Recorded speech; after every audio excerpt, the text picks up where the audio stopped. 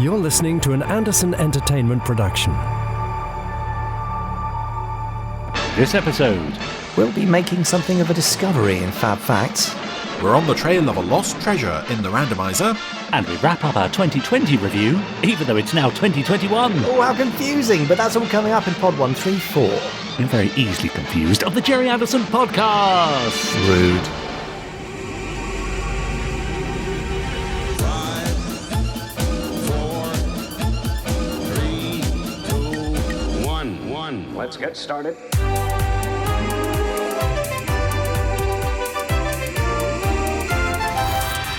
Let's go. Spectrum is green. The Gerry Anderson Podcast with Jamie Anderson and Richard James.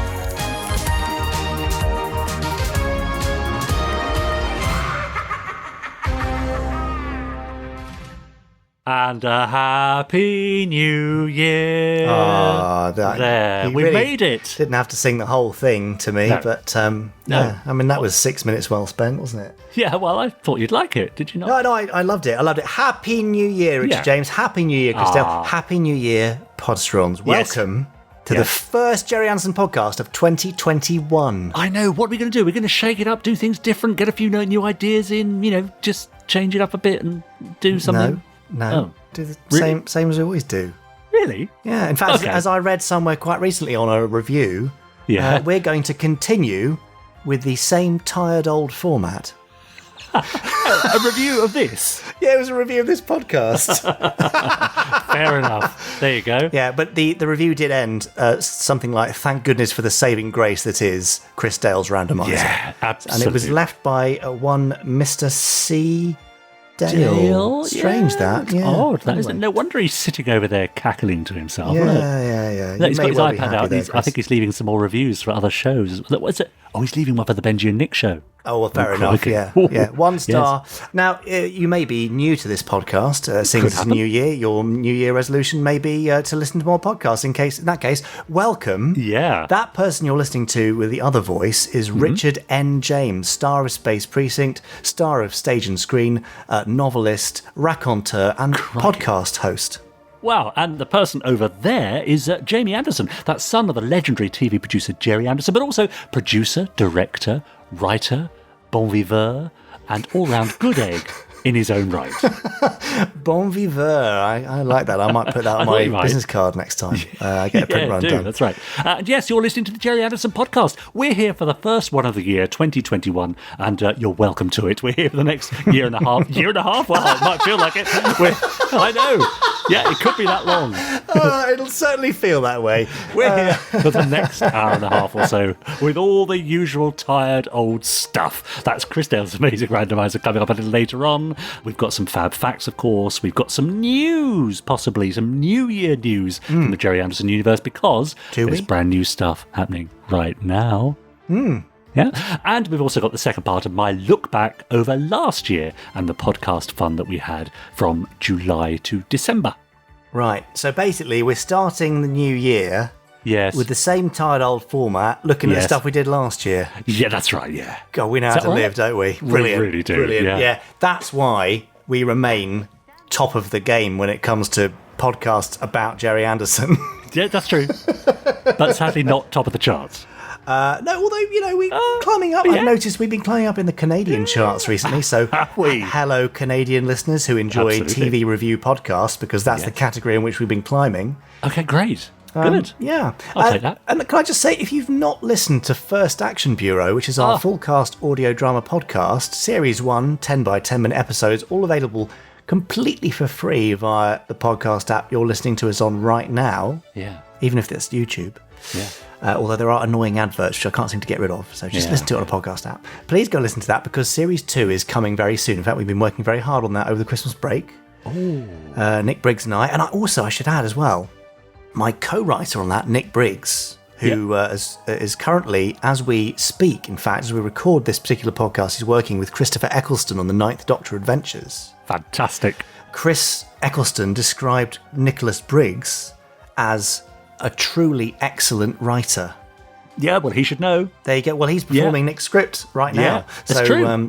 Well, what can we say? So, yes, if you would like to hear First Action Bureau written by a truly excellent writer and me, then please go and do that. It's a nice New Year's treat to yourself, and I'm sure you'll enjoy it. It'll prime you well for Series 2, which will be coming later this year. Oh, how exciting.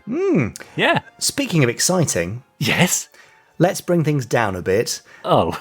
and go straight into this week's Fab Facts. Oh, that's torn it.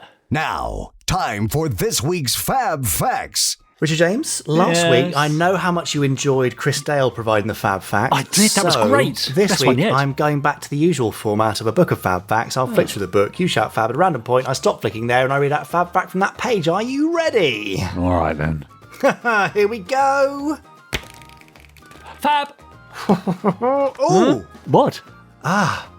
Yes. lovely. Now, we've had mentions of other franchises before, shall we say, in previous Fab course. Facts. Yeah. And I think we may even have mentioned this one. It's a little tiny, little-known sci-fi franchise called Star Trek.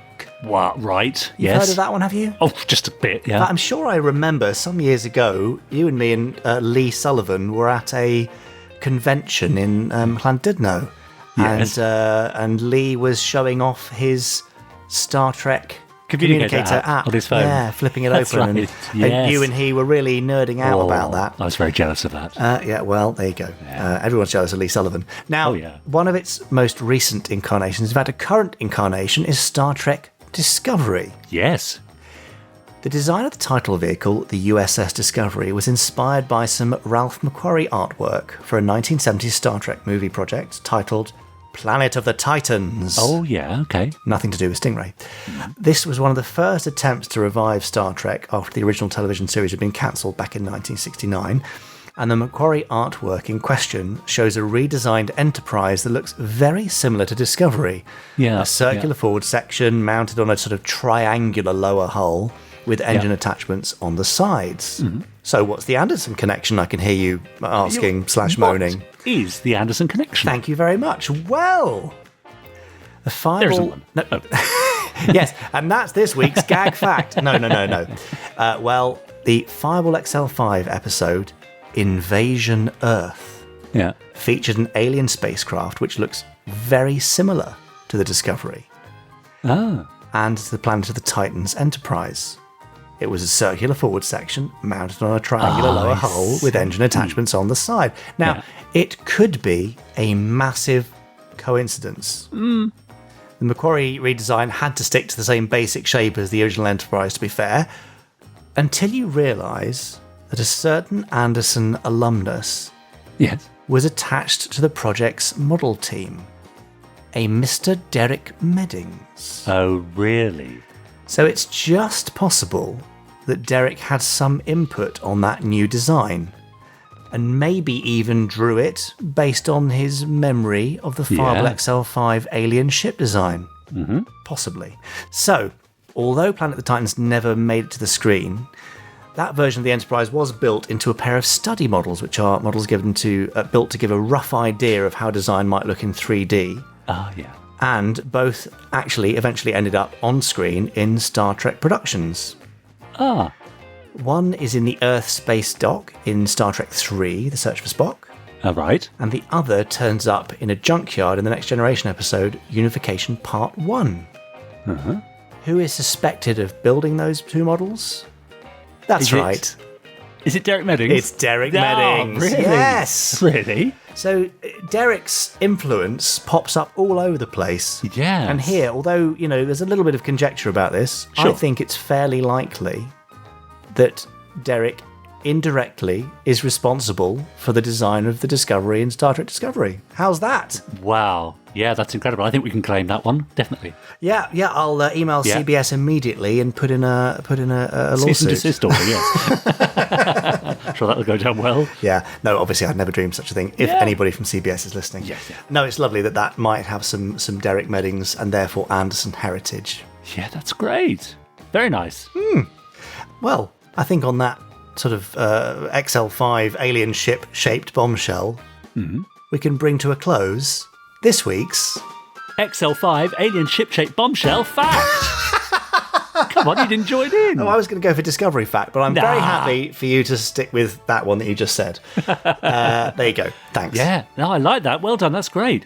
All these influences, they're amazing, aren't you? You can they're like a family tree. You can trace them back, can't you, to one person, and it's generally someone who is involved in a Gerry Anderson production somewhere along the line. Yeah, their fingerprints are everywhere. Yes, Unavoidable. That's right. Yeah, exactly. Now, talking of being unavoidable, I wonder if you've been on Facebook recently. And if you have, I wonder if you're a member of our Podsteron community on our Podsteron group. That's facebook.com/groups/Podsterons, where, well, let's just say they've been posting their own news items. Tom Hodden asks for the latest news from the Gerry Anderson universe. He himself suggested Koenig announces glittery star not hospitable after encountering terrifying entity that rules over the toy community. He also suggests The Hood to host daytime chat show. CJ List suggested Dumbledore accused of luring children to his garden with toffees, then scaring them half to death with his robotic creations. Neil Hemingway suggested Parker stuck in the loo and had to be rescued by Scott, to which Paul Hyder replied, was he going for a lady pee? Oh. And finally, Emma Nichols, Demeter City Police Force is said to be Christmas #1 with their version of Last Christmas. Captain Podley is unlikely to comment. Thank you very much for all those. There'll be some more real Gerry Anderson news very shortly, I'm sure. But in the meantime, do get in touch with us at podcast@GerryAndersson.co.uk, because I'll be reading out some emails a little later on, and hashtag us over on Twitter, #GerryAndersonPodcast. You can tag me, Richard N. James, him, I'm Jamie Anderson, or him over there, still scrolling through his iPad leaving reviews, look, Chris Dalek.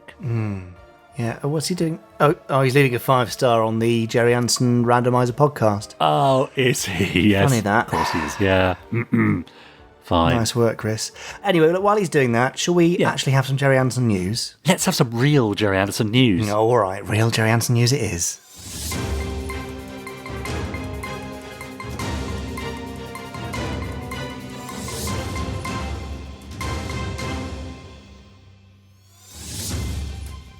Well, as you might imagine, Richard James, Yes. seeing as we're having some news, Yes. and it's the first podcast of the year, Yes. well, Yes. there's not actually very much. Oh. Because, we've been off for Christmas and stuff, and it's the year's only just starting up. Fair enough. However, there is a New Year's sale going on right now on the Gerry Anderson store, so go and pick up some goodies. We're making room for some rather cool stuff. Yeah. I may have mentioned last week some rather interesting cosplay items. Yes, you did, yes. And a certain early Super Mario Nation show's 60th anniversary is coming up later this month. I think there might be something coming up from that, but it'll be very limited edition.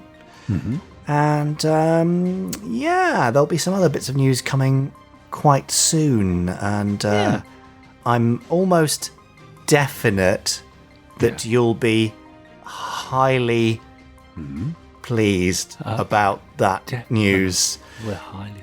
Yeah, right. Anyway, okay. And don't forget, Richard, you've written in your diary, haven't you, I was that just looking date? at that. I don't know why I wrote that now. I'm trying to think. I've just got the date 5:05. Yeah, and At at 5:05. Why did I write that last week? I don't know. Weird. That's strange. Anyway.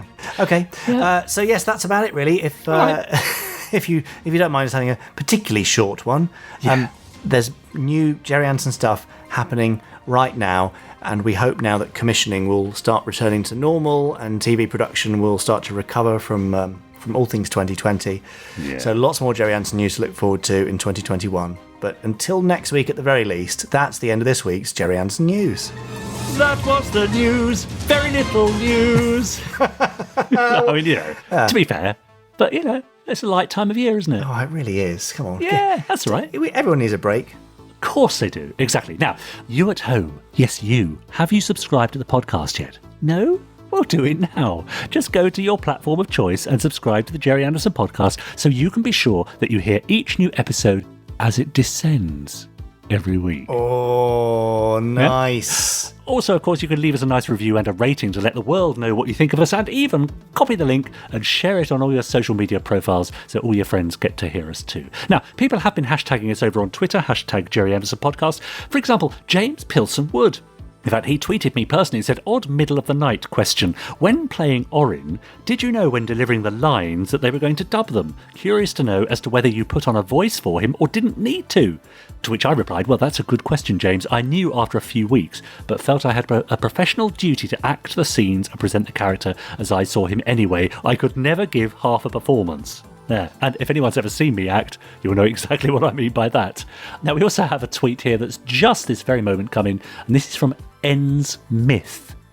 Now, N's Myth says, come on, Jamie Anderson, let's have the toilet brush in the store for 2021. Plus, I'm still waiting for my Thunderbirds wheelie bin stickers to come on sale. Sort him out, Richard James. Oh, yes. Toilet brush and bin stickers. Good ideas. In response to our tweet from earlier, or end of last year. That's right. Yes. Yeah, exactly. Carl says, hearing Torchy the Battery Boy at 4:38 in the morning in this week's Randomiser means either it's going to be a long day, or being more positive, my day can't get any worse. Jeff tweeted, just found a documentary filmed in Super Marination on Amazon Prime. How did I not know about this? Let's see what it's like then. Well, I don't know, Jeff. Didn't you know about that? Because we talk about it quite often here on the podcast. And finally, Phil tweeted and says, is it Monday yet? I can't wait for the next Gerry Anderson podcast. Well, yes, Phil, it is. Oh, yeah, it is right now. It actually is. Yes, which is why we're doing this podcast, I suppose. That's right. Excellent. Well, I'm glad people are still getting in touch over the Christmas break. Yeah. Now, Richard, last week, we did, well, I say we, you did. Yeah, you had very little to do with it. A review of the first half of 2020. Which I'm calling a Reviewsy Views. Brilliant. I would expect nothing less. So I assume then that this week the Reviewsy Views is part 2D2s, is it? Well, in an exciting change to the format, yes. Excellent. So this has got all the best things from the second half of 2020.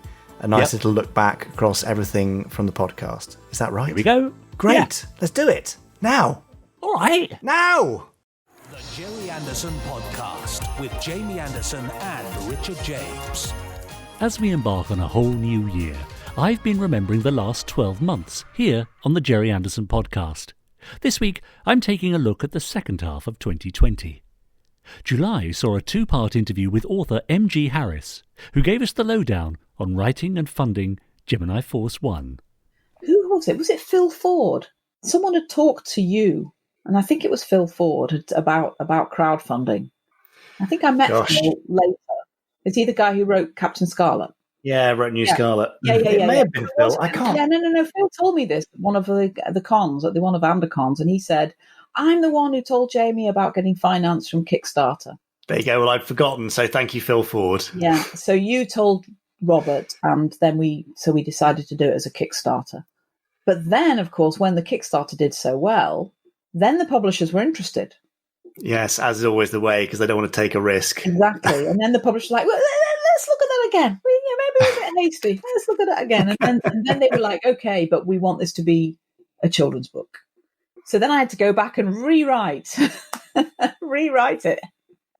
I'd written about 30,000 words by then, so I had to go back and rewrite it all from Benedict's point of view, which I remember saying, that's going to be hard because he's not actually the guy doing the action. So you're going to He's not there a lot of the time. He's not there. He's just maybe watching. And they said, yeah, well, he has to be the viewpoint character. So now you've got the first 3 chapters, which originally were written from the point of view of Addison, who's right in the middle of the action.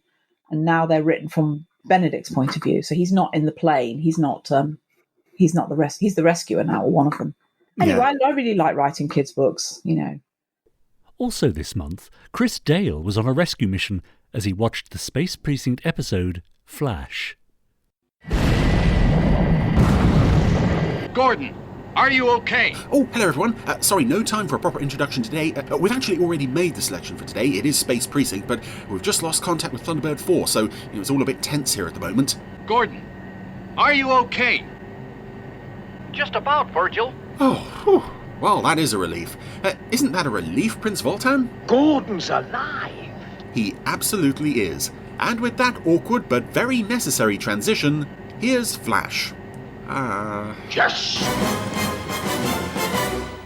So welcome to the earliest Space Precinct episode we have yet covered on the Randomiser, Flash. This was, I believe, the 4th episode made, and for whatever reason, it was very often shown quite near the end of the run, like almost Jones?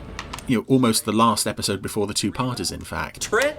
Ha! All the greats. I suspect it may have been partly due to perhaps issues with the content of the story. I know... Brother, we're close. I suspect that's one of the reasons Illegal was shoved so far back in the BBC run, is because they had to reshoot the replacement scene, where Haldane is ramming the metal coat hanger into the junction box. This one, I think, again, similar sort of thing could have been behind pushing it to the end of the run, but I think the fact that it's just a bit rubbish Sounds really dangerous. is probably at the heart of it anyway. A bit rubbish? Fair enough.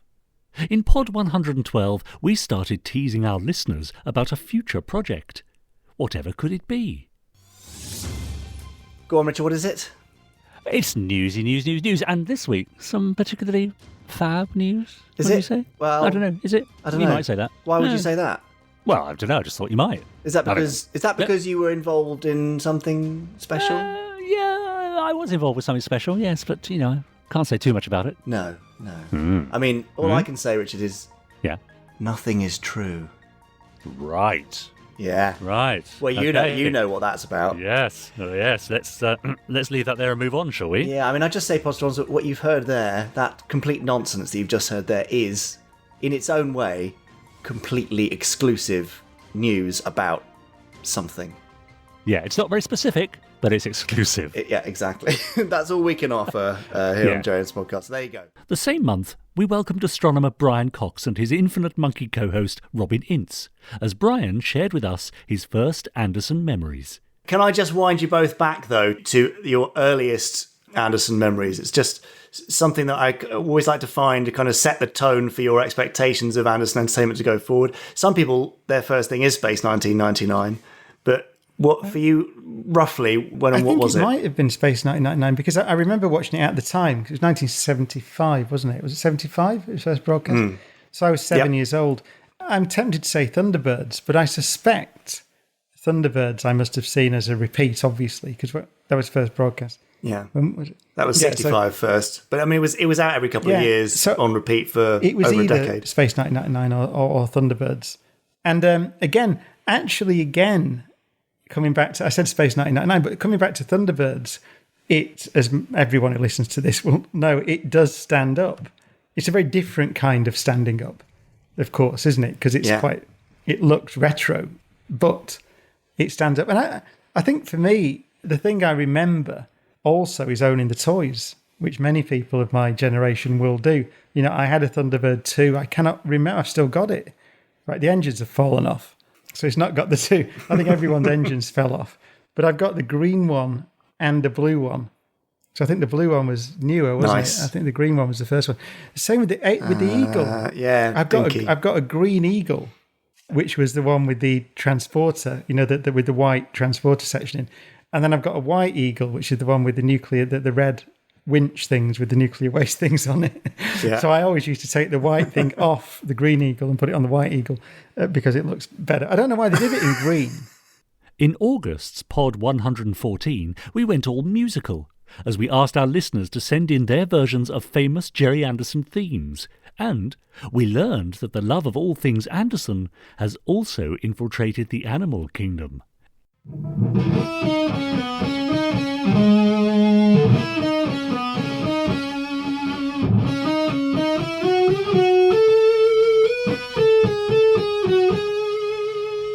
There we are. All right, he's showing off now. He is. He is showing off. The feature's about me, and the introductory music is played by my son, who I produced. Welcome to the Richard James podcast. Yeah, with you, Richard James. And that's it. No. And supporting cast. No, Jamie, it's not all about me. That was just a gentle reminder to our lovely listeners to send in their attempts at any Gerry Anderson theme tune with any instrument that they might happen to have lying around, and post it into us and we'll play it out. That's all. That's all it was. All right? All right, fine. Happy? Well, Yeah. I'll tell you what, Richard James. Yeah, I've Anderson. got something pretty special for you. I think I could see it from here. Oh, not that. No. Yes. Well, as you may well know, I live on a farm in Wales. Yes. And we've got a number of chickens here. Right. And I have a very musically talented cockerel, would you believe? I beg your pardon. Is this the beginning of a joke? It is no joke, Richard, I can assure you.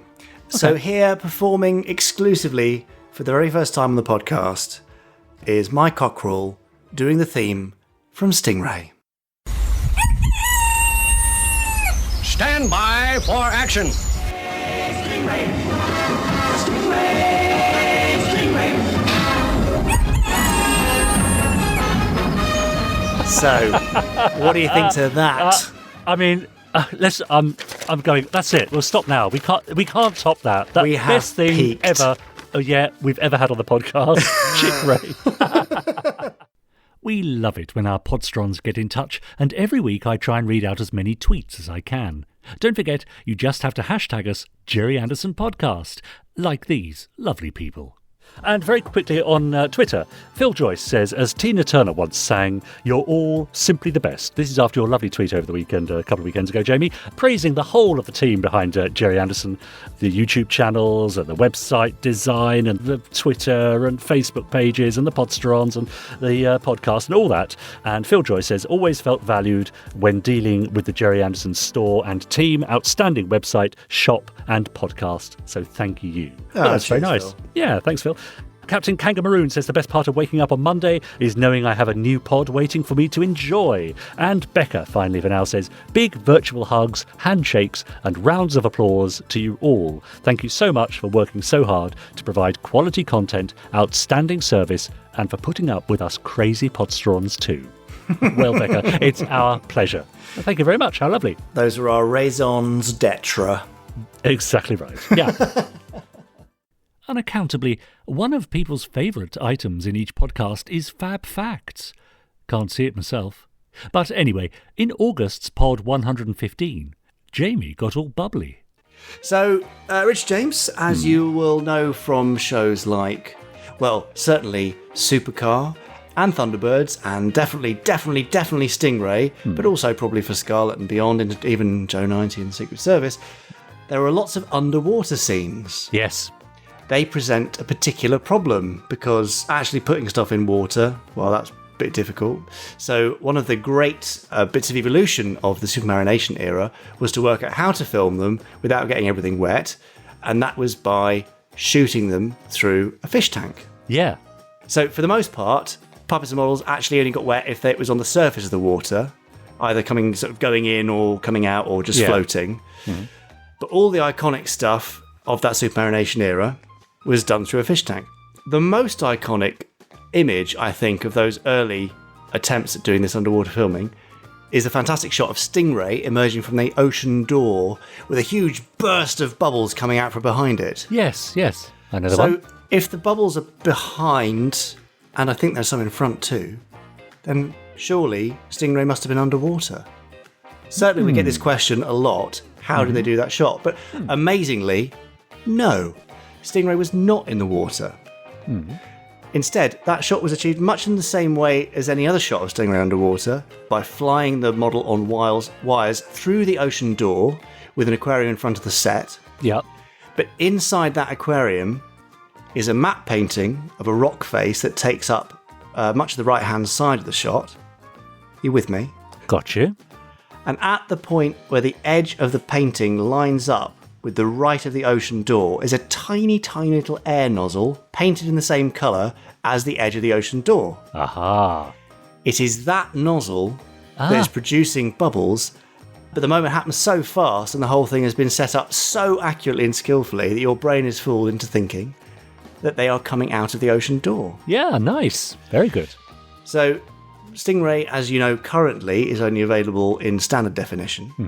And those DVDs were released 20 years ago, and the quality of the transfer isn't particularly marvellous, so it's pretty tough to see how that effect was achieved. It was, in fact, perfectly hidden on original transmission in the standard definition version. But if you can't quite work out how all this lines up, even looking at those standard definition ones, just look at the top right of frame. And just after Stingray leaves the ocean door, you should be able to spot a little fish swim behind the matte painting. Aha, right, okay. So that gives it away. And then from there, if you follow it down, just take the edge down all the way of the painting, back down to the airline, you'll see it just by the ocean door there. Okay, very clever. It is a fantastic bit of effects work. So clever, so beautifully done. Yes. Massive credit to Derek Meddings and the effects team of Century 21, because it is incredibly effective. Don't you think? Oh, yeah, absolutely, yeah. I mean, I have a special way of making bubbles in the bath, actually, but I won't. I won't go into that now. No, please. Not now. No, okay, I'll leave that. Fine. No, it was all going so I'm so well. sorry. Yeah. Were there any underwater scenes in Space Precinct? No, we didn't do underwater scenes in Space Precinct. Why no. not? No, the closest we got was Charlotte seeing Take That in the water tank at Pinewood. Yes. Oh, yes. Very famous happening during the same time. That's right. Yeah, it seems a bit weird that there were no water-based episodes. Yeah, no, I should imagine that would be proved too costly and worrisome, wouldn't it, really? I don't know how you do that. Oh, maybe. I just would have thought on Altor you'd have maybe a race that lived underwater and you had all the docks and stuff. Sure, that's true. So yeah, you'd think. Maybe in the future, maybe for a future season of Space Precinct, Richard, you never know. Maybe, that we're all waiting for. Yeah, that could happen. Anyway, that's not going to happen quite yet, but I think we are at the very end of this week's Bubble Fact. At the end of the same podcast, we learned why not everyone listens to the very end and just what Jamie keeps in his office. If you could have one thing from my office, Richard James. Yes. Other than Ernie the dog. Oh. Or me. Yeah. What would it be? I think it would be, is it Davros in the Captain Scarlet hat? Oh, you want the Davros head? Yeah. The Genesis Davros head. Yeah, it's quite a good one, isn't it? Yeah, of course I would, yeah. Definitely. Okay. Yeah, I'd put it beside me on my pillow as I went to bed each night. Poor Charlotte. Yeah. I mean, I was hoping that you would say something Gerry Anderson related. I see. Of course, because it's the Gerry Anderson podcast. Do you know what I'd really like? And I cast my eyes over it with envy every time I come round. It's the big eagle on your flag. Yes. The Space 1999 eagle. It's beautiful. Yes. Actually, it shows how long it has been since you've been over because it's moved to the other side of the room now. But yes, it is. 44-inch lovely eagle. Gosh, it's a stunner. Yeah, it'd have to be that. I'm just looking at it now. All right, don't rub it in. I think I might go and give it a little stroke. And all right, well, I'm going to have another cream tea. So. Oh, all right. Yeah, who's the winner now? Well, I'm just depressed now. Okay, bye. Bye. As sure as August followed July, so September followed August, and Pod 117 saw Mark Woolard remembering working with Gerry over 3 decades. It's easy to kind of, joke about it and take the mickey out of the kind of the culture there, but it sounds like, and Steve Beggar's told me this multiple times, that it was a really kind of free, creative, fun environment. Can you attest to that? Absolutely, no. I mean, the fun we had after work was because we wanted to hang around after work because we were having fun. It was emergent from what we were doing. And we would go in the bar, and half the time, Steve would be doodling on the bar about something that he was designing or in, the spilt beer. And we'd be talking about stuff we'd done, stuff we'd seen. It would be a place where we'd all kind of just wither on about what we liked and what we liked to see. So it was, I wouldn't say it was always productive, but it was always good, and it gave us a sense of camaraderie as well that we would, have carry on to the stage. And it was not just us; it was, we had Harry Oakes would come in occasionally, and on a Friday, and there'd be, he'd tell us about times when he was working on Hammer films and early stuff he'd done with your dad, and so it was also just a way of transferring information and having effectively a little bit of an education from people that you would never have expected to have worked with. It was great fun. As I say, it was fun, emergent out of the work we were doing. It wasn't forced in any way. It was just us hanging out. Yeah, I'm sure that added to the sort of creative melting pot feeling. It must have been like an additive element to working there. It wasn't because you do your work and then you go off and have ideas and create stuff because you wanted to, not because you had to.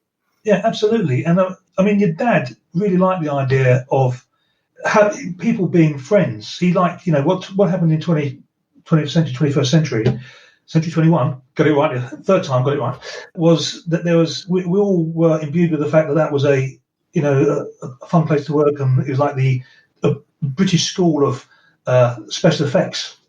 and there's the only place that you really go there and get an education. And there was something about what was happening as well, which if it had gone on longer, I'm sure it would have been similar. But there was, often said, we've got some great friendships going on here, and it's to do with the work, but not totally to do with the work.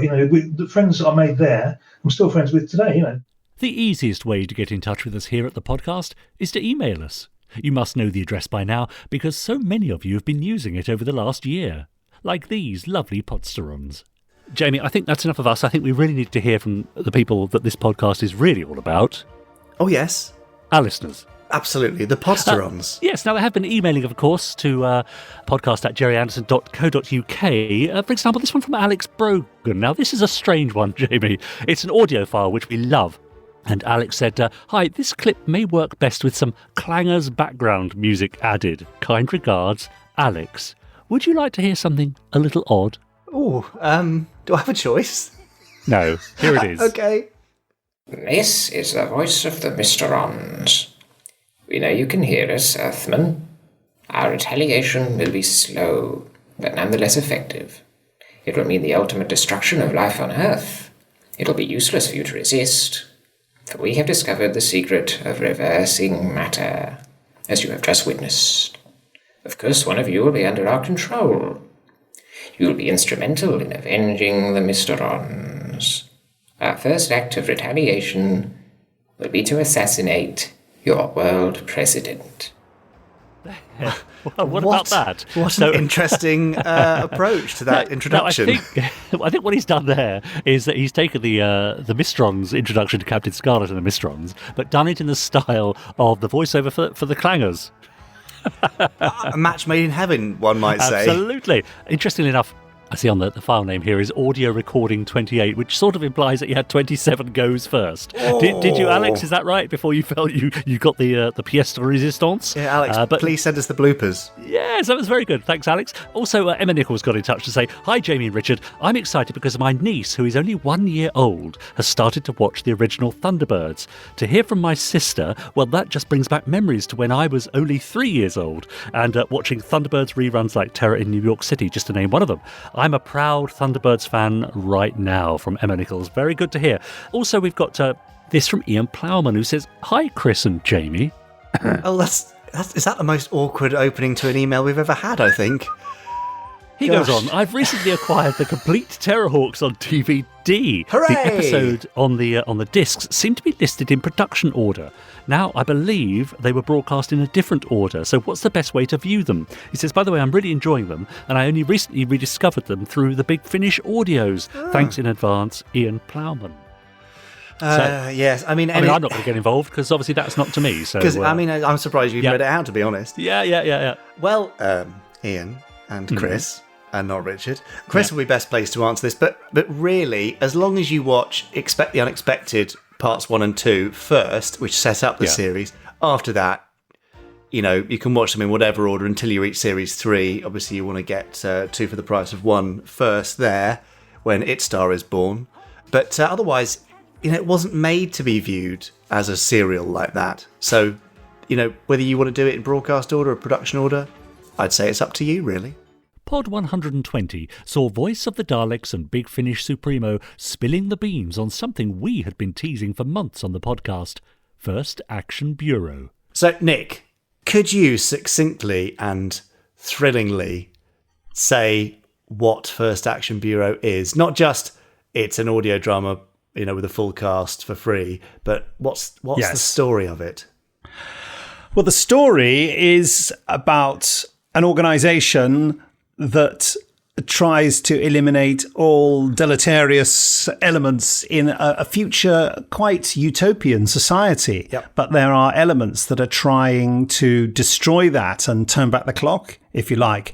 And our main character of this agency, First Action Bureau, which uses artificial intelligence to try and predict what people will do to, harm society. Our hero is Nero Jones, and she's the agency's best agent and assassin, really. She does all the nasty stuff. She gets involved in something that seems routine. And then question marks and weird experiences occur. Yes. And we start to realise that all is not as we or she believed to be true. Does that help? That's great. I love that. Okay, so what you're saying is that First Action Bureau is a top secret organisation. Yes. using technology in the future to save mankind. Yes, now there's a familiar theme. It almost feels like a Gerry Anderson show. Yeah, that's funny that. All of which got Chris Dale thinking. Coming soon from Big Fish Productions. Ah, good morning. I believe you've been expecting me. No. Oh. He works alone. Then because nobody hires me. In danger. And in shadow. No, they didn't want me either, actually. He is Steve Solomon, Special Agent. I would very much like to destroy him. Very much, indeed. And he works for... Second Action Department. It's far too exciting for me. It's the series for exotic locations. We've got a situation brewing on the Isle of Wight, Solomon. And international intrigue. What can you tell me about the late Professor Caterpillar? Oh, my darling, you're dealing with dark forces you won't be able to control. Then I should probably pack my other sweater. Steve Solomon, thank goodness you have come. When the situation spells danger. Yeah, boss, 1 bag of chips, no salt or vinegar, that'll be $1.79, please. When the stakes are impossible. Oh, I'm afraid I actually only have £1.40. And everyone else is busy with other things. Ah, you have thwarted my plans again. Well, slow and steady wins the race, Dr. Pumpernickel. There's only one person to call. I knew it would be you in the end, Solomon. I pride myself on being entirely predictable. He lives for excitement. He lives on the edge. Someone's nicked one of my calls. Oh, you know how you really draw the listener's interest in a trailer like this? You include someone making a cryptic comment in order to make the series seem all epic and mysterious. Like something is coming. Oh, yes, that's a good one, because then you can build it through the whole season. And have it go more or less nowhere in the 2-part finale. Yes, that's right. He's got it. Yes, that's it. And he goes into space, whoosh, or travels through time. Dr. Watson, I presume? Or something like that. Why not? Hold on tight, everybody. Because here we go. Unexpected item in bagging area. Oh, bother. And maybe there's a robot monkey in it. How much do you remember about who you were before? Da-da-da-da-dow. Pew, pew. I can't even remember what I had for breakfast this morning. You don't eat breakfast. Then no wonder I'm feeling peckish. Pod 124 was full of spooky goings-on, seeing as it was Halloween and everything. Even Fab Facts got in on the act. Is there something ghostly we can rename Fab Facts? I really should have thought this through. Yeah, we should, really, shouldn't we? Spooky facts. No, Spook no, facts. I got ghost facts. It doesn't really work, does it? Phantoms. Fab. Oh, I don't know. Yeah, No, okay. Go on. Anyway, Come this is Fab Facts, where I flick through a book of Fab Facts. Yep. Richard shouts, Fang Facts? Okay. How about that? Right, okay, yeah. good. We get our teeth into a Fang Fact from Yes. the world of Gerry Anderson. Yes. So Richard's going to shout Fang this week. Right. Aren't you, Richard? Go on, do it. Yeah, go on. Yeah. And we'll pick a fact based on that. So here we are. Fang! Nice. Gosh, this is really great. And interestingly, we have a spectrum fact. Oh, Is that right. Spectre? Is that Spectrum. Is Okay, that go on. good? Yeah, we'll give you that one. Spectral? Yeah, fine. Anyway. Yes, no, that's good. Richard, you'll like this because we're going to start off with a connected series, sort of. All right. Do tell me, what is your favourite Doctor Who story? Oh, Mordred Undead. The Web Peter Planet, Davison. of course. What? Yes, I knew it would be the Web Planet. Funny that. Yeah, that's what I 'cause said, That yes, relates sorry. directly to what we're trying to do. I see. Talk about in this Fang Fact. Meanwhile, over on their Facebook group, the Podsterons were concerning themselves with T-shirts and countries of origin.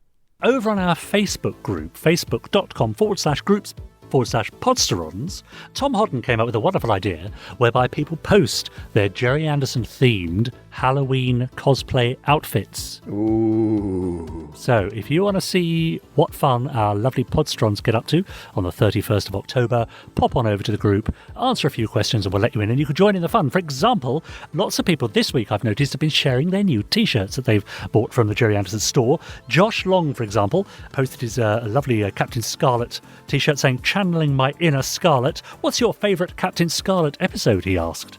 Dave Monday posted a picture of him wearing his new Stingray t-shirt and said, "This arrived just in time to wear for my wisdom tooth removal." Ooh, anything ouch. could happen in the next half hour, he said. Well, hope that went well, Dave. Matty Kescavari said that he just watched another Thunderbird episode with his dad. Again, hashtag FAB parenting. And I wonder if Edge of Impact is the only instance when my home country gets a mention of some kind in any Anderson show. His home country being Finland. Ooh. Yeah. It may well be. Niche. Yeah, could well be. Now, on a similar theme, Yuhan posted, okay, to sort of answer Chris's question in a previous podcast about any Gerry Anderson stories being set in Ireland, though not a main setting, I'm quite sure that Scott had to set up a tracking station at a barn on the West Irish coast in Operation Crash Dive. During the first Fireflash rescue operation. The farmer was nice enough to send Scott home with milk and eggs. In Pod 127, we talked great big collaborations. That brings us to the end of this week's Derek Fact! Ah, lovely Derek Meddings. I mean, such a big name in the Gerry Anderson story. Huge. There are many people. I mean, obviously, Gerry himself was central to the success of the Gerry Anderson Legacy series, but there are many, many people without whom it just wouldn't have been the same, and perhaps not as successful. I don't know. Is that okay to say that? I think that's fine. People like Derek Meddings, people like your Mary Turners and your Christine Glanvilles, and obviously all the voice artists, the Shane Rimmers and the Denise Bryers and the David Grahams. And then later, some of the stars that came along for his live-action series and the likes of Barry Gray. Gerry Anderson isn't just Gerry Anderson, is it? And perhaps that's the wonderful thing. It is. It's a team effort, a family piece, and a great big collaboration. Yes, exactly. Now, talking of great big collaborations, where would we be without our wonderful Podsterons? I wonder where you were going with that, but no, you're right. A lot of our content and a lot of feedback and stuff comes from them. If you are one of those who would like to say something, email us podcast@GerryAndersson.co.uk, like maybe some of these people did. Exactly. Mark Perkins, for example, where he's got in touch to say, "Hi there, Jamie Halloweenderson and Richard, soon-to-be craggy-faced." Oh, nice.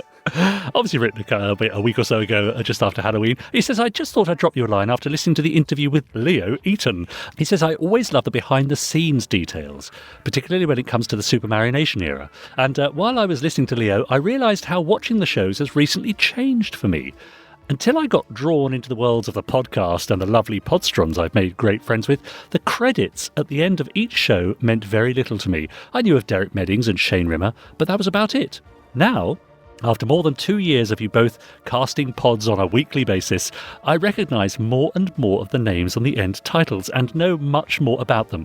It's as though all these people who played a massive part in developing the worlds of Gerry Anderson are now part of my world, as I enjoy the shows once again on my ever-growing collection of DVDs and Blu-rays. Thanks for all the fab fun, Mark Perkins."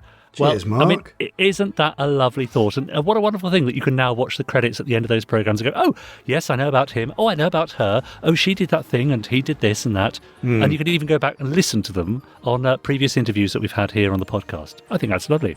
Bringing those names and their work to life, I think. Which is quite a nice job to do, isn't it, really? Yeah, it's a lovely thing to do.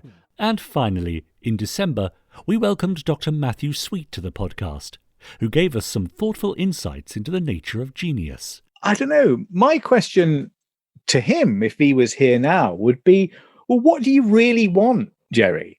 I know all these things that you object to, and I know that you have this kind of this other dream about, I suppose, about being, I don't know, about being Kubrick, but doing a series, being some kind of like the Kubrick of television, or being somebody else. I don't quite know what his real aim was, but I know the things that he felt burdened by, and I know what he wanted to escape, and I know what his dissatisfactions were.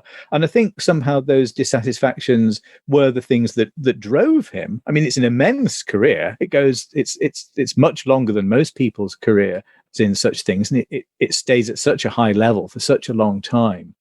But I think in a way, like maybe like a lot of successful men in the 1960s, breaking through from a relatively humble background, not from a establishment family who's well connected and where everybody's been to university.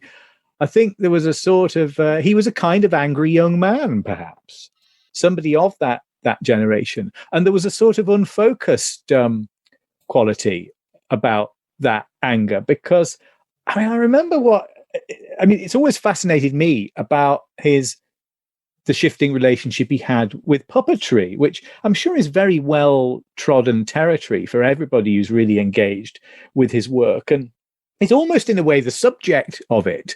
The subject of Thunderbirds is how do we stop how do we stop this being a puppet show?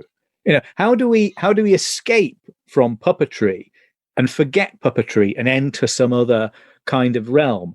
And for the most part, that's an illusion that works with Thunderbirds, because it looks so much better than most live action series of the period. It's in terms of the design and everything, it's better than Star Trek, isn't it? I hope that's not that hasn't opened up a battlefield. We're not going to pick at it. You'll definitely upset some people there, but let's gloss over it. But I almost came to think of, in a way, the relationship between your father and the puppets had a little of Dead of Night about it. I remember saying to him the last time I ever spoke to him, which was at Pinewood for a Radio 4 program we did with him. And I think the question was, Gerry, do you have any regret? And we weren't recording, so I'm afraid we couldn't. It was sort of one of those moments where you're just sort of waiting to start. And he said, yes, those puppets. And I was quite taken aback by his use of that word. Well, puppets, and also the extent of that dissatisfaction. And I thought, gosh, if I was telling the story of the life of Gerry Anderson, it might be like the relationship between Maxwell and Hugo in Dead of Night, where the puppets have a horrible kind of life, and the puppet master has no real independent existence of them. So his story, and this is, I think, I think this is really common in people, perhaps people of that generation, this raging dissatisfaction with the thing that people love them for. And I've observed that in many people over the years. I think it was particularly prevalent in that generation. And I'm thinking of people who really embraced television in the 60s and came from other backgrounds, and towards the end of their lives got this idea into their head that they wasted their time. Jonathan Miller was like this about television. At the end of his life, he was saying, I should have been a doctor.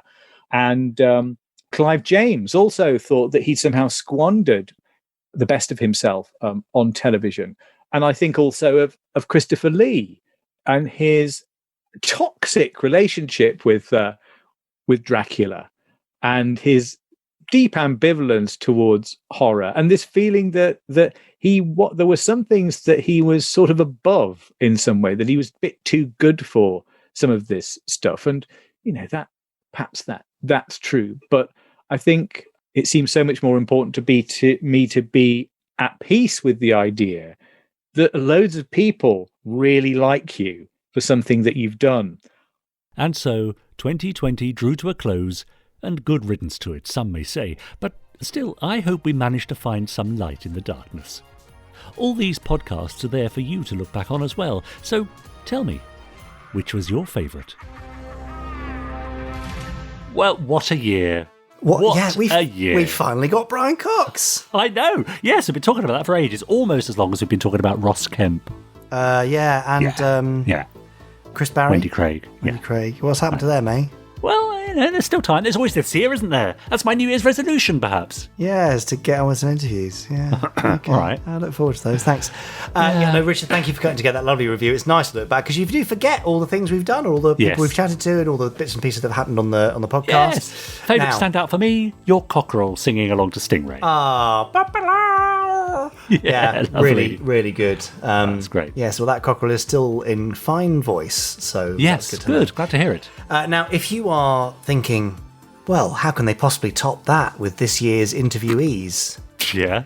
Well, you'll have to wait and see. I can't answer that question currently. We've got a few in the can, undergoing editing, but I don't want to yet confirm who is next. But you can rest assured that next week in Pod 135, there will be a brand new interviewee.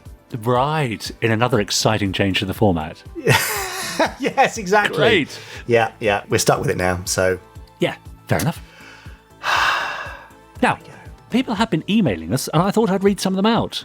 What bizarre change to the format is this? This is Dean, who says, chaps, I needed a big distraction this weekend to take my mind elsewhere, so I thought I'd tackle the periodic table that you mentioned in a previous podcast. Do you remember this? He says, it turns out it was quite a big job, and not quite as easy as you might think, but here's what I did. So this was an idea to assemble a periodic table using Gerry Anderson Productions in the place of the elements. He says, I started off simply arranging characters, vehicles and other references into a periodic shaped table using appropriate initials, but it somehow just didn't look like a periodic table anymore. It turns out, at least for someone that studied chemistry to A-level, that the pattern of the initials also forms part of the look and feel of a periodic table. So I started with the real element initials, and this started to look a lot better, though I discovered that you could get away with changing a few initials here and there if something wouldn't quite fit, as long as you used a similar shape and pattern. That worked for the initials, but then I discovered to achieve the look and feel that the description of each element really needed to be mostly a single word, because it really looked odd with most being 2 words, and they still didn't feel scientific enough written as is. So, where possible, I would add the original suffix for that element, for example, eum or een or on, and adapt it to make it feel like this might actually be an element. In the most cases, at least, it worked, but I'm not sure about Dixpanarium. Anyway, he says, in the end, I also decided to get a bit more creative and created some elements that didn't match their initials to reflect the real table, like Fe equaling iron and Ag silver, and so on. So I might use the atomic number to choose the cell, or something a bit more subtle. See if you can figure them all out, he says, and he sent us a picture, and he says, in the end, I think I got something from almost every Anderson series and the podcast in there. I hope you like it. It's yours to do with as you will, and you can have the original fully editable Photoshop file if you want to tweak it. Anyway, he says, regardless, it and the Anderson universe has brought me a little bit of joy into an otherwise sad weekend for me, and that's with love and cheers from Dean. So thank you for all that hard work, Dean. Yes, and I'm glad Dean. it gave you something to do. Have you seen it, Jamie? It looks is fantastic. quite something. I was particularly taken with Supercarium. Yeah, that's nice, isn't it? So actually then, with your permission, Dean, what I might do is just copy that, save it, and pop it up on our Facebook group so everyone can see it there at facebook.com/groups/Podsterons. That's a very long email, but worth getting through. Here's one here as well. This is from Lewis, who says, hi, gents. I hope you're all well and safe during these times. I have a merch idea. I apologise it's late, but I'm a bit behind on the podcast, so I'm trying to catch up.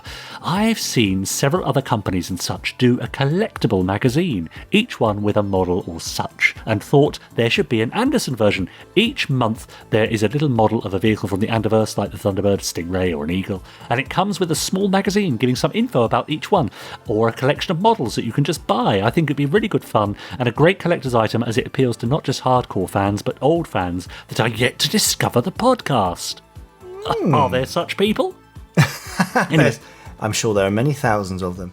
So a part work, that is, isn't it, basically? Yes. Like Eagle Moss do, Hero Collector with their Doctor Who models. It's certainly something that's been discussed internally.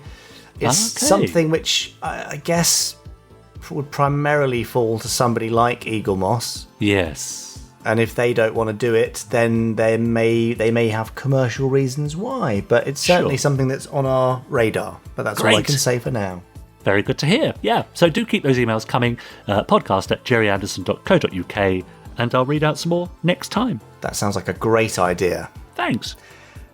In the meantime, Chris Dale has finished his review bombing. Yes, he looks very pleased with himself. Yes, he's done that little sort of clap thing, Yeah. where, I mean, if you're hosting a podcast, I would check your reviews if I were you. Yeah, because Chris has been on there. And turns out he's not a fan of many podcasts. No, isn't that interesting? Yeah. Anyway, look, we know that he brings joy and cheer to many with his marvellous randomiser, so shall we just let him do that? Yeah, it's what he's good at, after all. Oh, go on then. Over to you, Chris.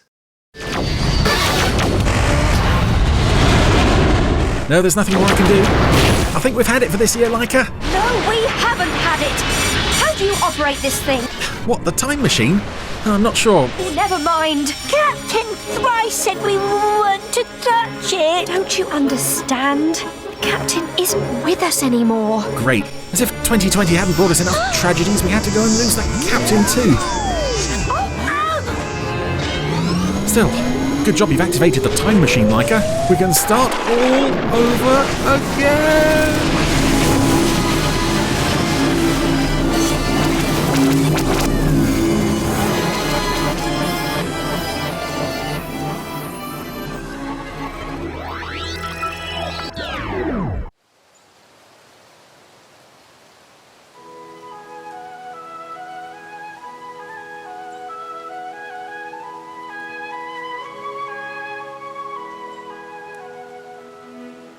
Oh, what a beautiful sunrise! Oh, I have a really good feeling about this year, Marina. I think 2020 is going to be good for every... Hold on. We're back in Pod 82. All of this has happened before. Oh my goodness, I jinxed everything. Sorry, everyone. But there must be some way I can put things right. Maybe I can get the randomizer to select something other than that show. Take this. Oh, that should do it. You know, Leica, we were snatched from the jaws of 2020, thanks to you. And Isambard, if we hadn't fixed the time machine... Ah, yes, old Izzy and his time machine, yes. How come you thought to take us back in time, but I didn't? Surely as the star of the randomizer, I meant to come up with the solutions to all the problems. I can only say that my biological clock is different. There's still a lot I don't know about you Florans. Right, pass me the printout, Leica. Let's see if we've managed to change things. Ah, excellent. So free will isn't an illusion after all. The pattern can be changed. Well, it's diamonds aren't forever, which means we're off to Lavender Castle. Lavender Castle, a place of legend, fabled right across the universe.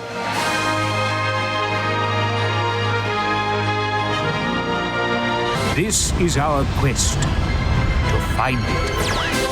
So our first randomizer of 2021 brings us, oddly enough, back to Lavender Castle. I feel all this is this has been planned somehow by someone. I seem to remember seeing that the name Diamonds Aren't Forever come up on something recently. I have no idea what that was. You know, obviously huge gaps in my memory now, but I'm sure it's nothing important. Anyway, we will press on with Lavender Castle, which to date has not really disappointed me on the randomizer so far, even though I've never seen, well, most of the show before. Here comes another episode that's completely new to me, which is always a nice thrill to get on the randomizer, unless it's, you know, him.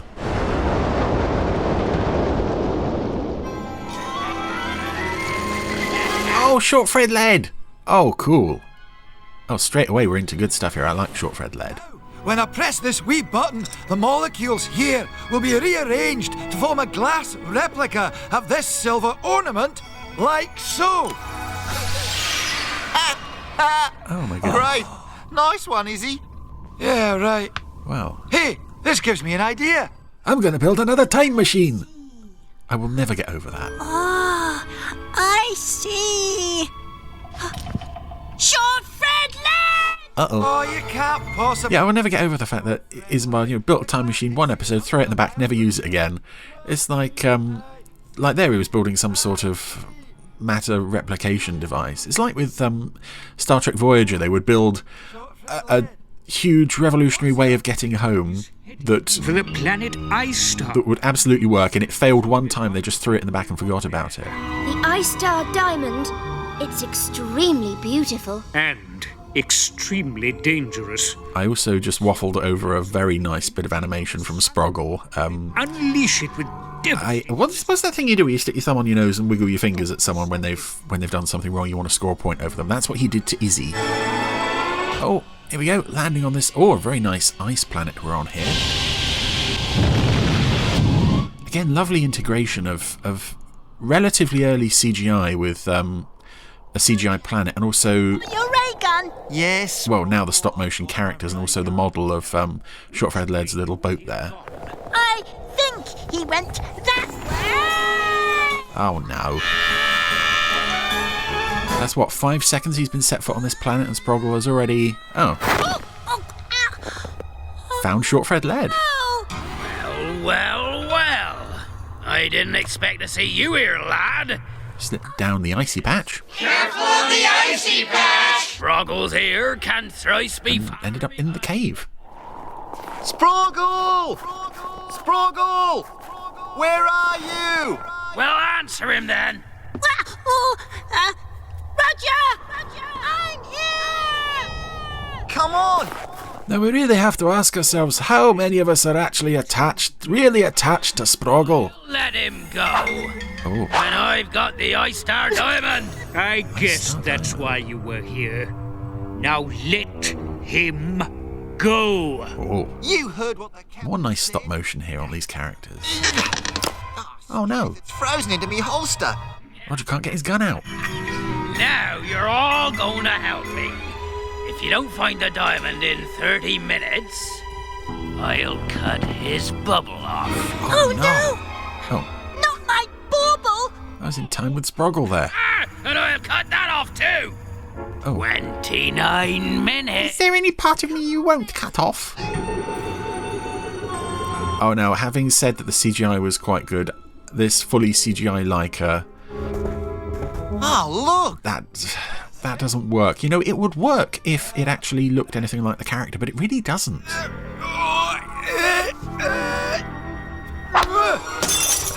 Oh, it was only a piece of ice. So we're now looking for this diamond on the ice planet. Otherwise, Sproggle is going to lose all sorts of important bits and pieces. 2 minutes. Oh, hurry along then. It's also one of the disadvantages of the episodes of this show being so short. We can't actually search for very long. Ooh. That looks a bit funkydelic. Time's up, Sproggle, me lad. Will it hurt? Oh, only if I get my fingers in the way. Aw. I think she's found it. I think I might actually prefer Shortfred Laird to Dr. Aegon, based on my limited experience of the show, because not only is he a really cool looking villain, but he's also utterly stupid. And that really appeals to me for some reason. Also the pirate thing. We gotta get this sorted quick. Anyway, we've found the diamond, whatever it was we were here to find. Your paradox to a cinder in a blink of an eye. Oh, it sounds very powerful. Outdone Dr. Aegon. I wonder if this will be resolved with that thing that Roger was trying to do earlier. The sun. That diamond is dangerous. Dangerous don't bother me. That diamond's mine. Oh, Roger's gone off on his own. He's making a copy of the diamond. You threaten me thrice. Because, in between knocking up the odd time machine, he can also replicate the most valuable substance in the universe. Touching my diamond, would you? Oh, no! Wouldn't he dream of it? No one comes between me and the oyster diamond. Now you're all my prisoners. Again. You're gonna take me back to my ship. And then I'm gonna sell you to Dr. Aegon. Again. This time he'll have to pay my price. And so Roger has now swapped the diamond that Isambard made for the real thing. But Sproggle? What are they... Oi! You're taking me the wrong way. My ship's over there. Aw. You ever heard of Captain Bligh? Ah, yes, a very famous pirate. I'm gonna give you the same chance he had. I'm gonna cut you loose and cast you adrift. Oh, they're towing Shortfred Led's little... That's it. Roger's cut the rope that had it tied to the paradox. You loose, are you? You'll have to weigh better than that. Oh, and because he's Australian... It's called a boomerang. There's a boomerang. Right, okay. I was going to say that I'd... Well, I'm going to unleash its power and turn you all to ash. Don't worry, Rog. He can't do anything. I swapped the diamonds. You swapped them? Of course. Why? Well, when he interrupted you. Oh, you don't mean... Oh, you swapped them back again, you dozy wallaby. Ah, Struth, what have I done? Oh, no. They say it only takes 5 seconds to be ready. Oh, that's it. Short-Fred Led, he's... Come to me, Sproggle. Oh. Or... I'm so sorry, Izzy. Ray. Oh, everyone's saying goodbye to each other. This is very sad. Say your prayers, everyone. Oh, no. What the... Oh, that's it, though. The diamond that Short-Fred Led has got is melting in his hand. Right. Listen, friends, you can't leave me adrift like this. I got no water. Yeah, you have. Well, not for much longer. Well, only a little drop anyway. Oh, we're saved. But how did he get the ice replica? That's what I want to know. Oh, dear. Why are you crying, Sproggle? Squeak-a-Lot hasn't had a line this week yet. Sorry. Sproggle changed the diamonds around. You see... Oh, that's some lovely animation again on Sproggle there. His lip quivering. Hi, Sproggle. Have you got the real diamond then? Yes! Sproggle's got the real diamond! Yay! Sproggle did something right for once. If it catches the sun's rays, it'll set fire to the paradox. Or you might swallow it or something. Oh, well. This thing is very dangerous. So you're just going to throw it out into space? I stir diamond. Whoa. Did he know it was going to explode? Here, I can smell burning. Oh, no. Get the fire brigade! Mommy!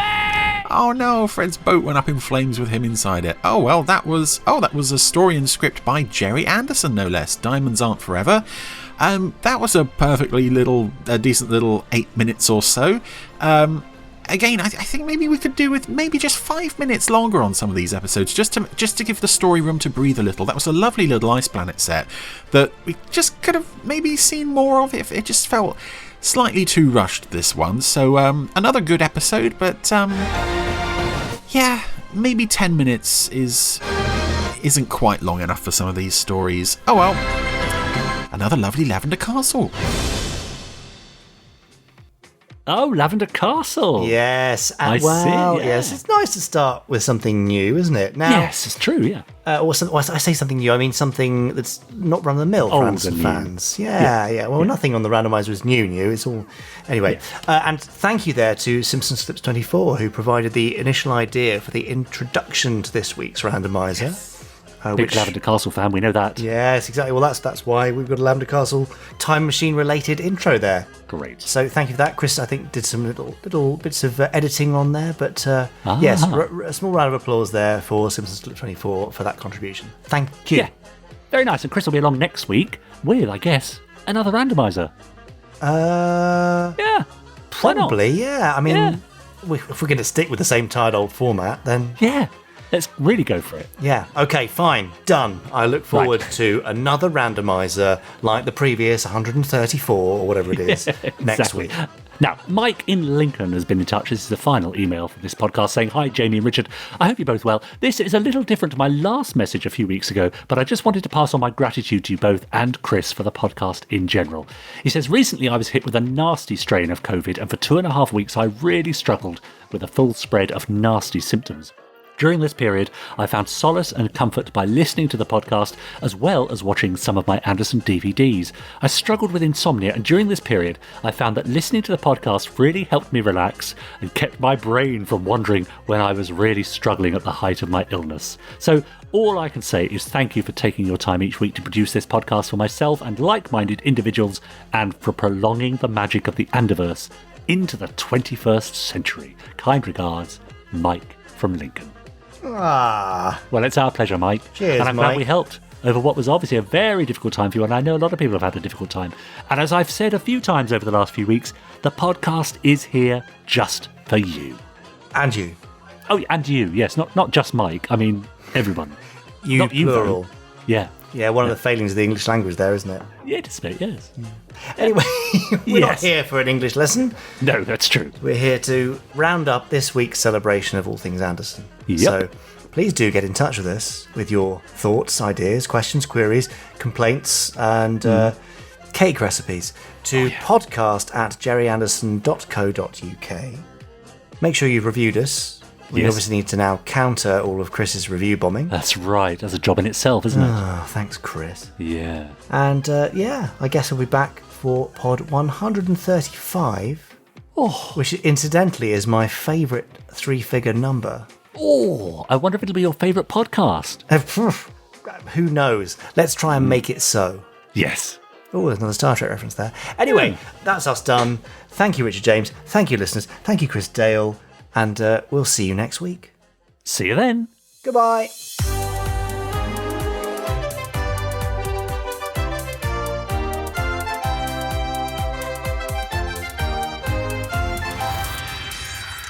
Stage 1 complete. Let's go.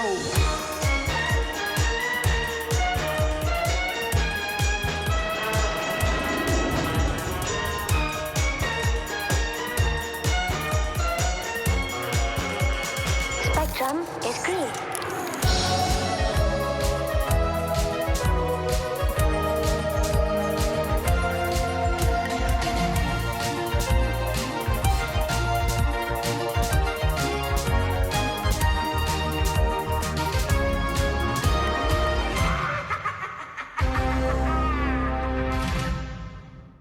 Go on then.